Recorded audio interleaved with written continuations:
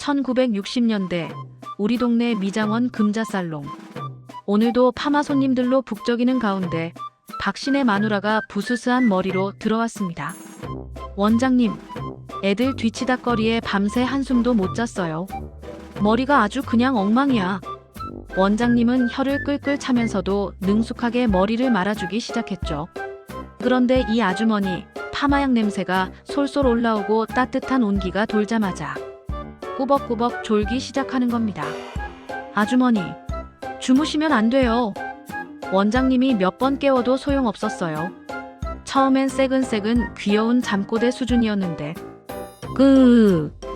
으르렁 퓨 천둥소리 같은 콧소리가 살롱을 뒤덮기 시작했습니다.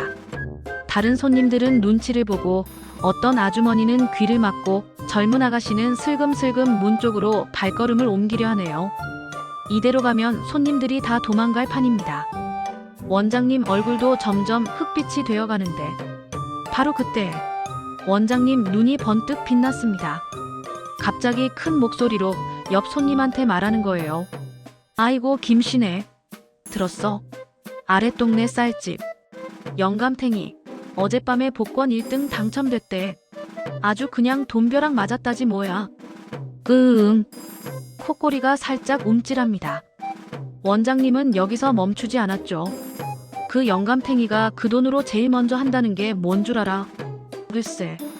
동네 미장원 원장님한테 제일 비싼 파마를 해준대나 뭐래나. 에이 원장님, 그게 정말이요. 벌떡 박신의 마누라가 눈을 번쩍 뜨고 일어났습니다. 잠이 홀랑 달아났죠. 살롱 안은 아주 그냥 웃음바다가 됐습니다.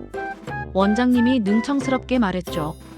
아이고 아주머니, 이제야 정신 드시오. 콧꼬리 소리에 지붕이 들썩거리는 줄 알았네. 그 시절 미장원은 단순히 머리만 하는 곳이 아니었습니다.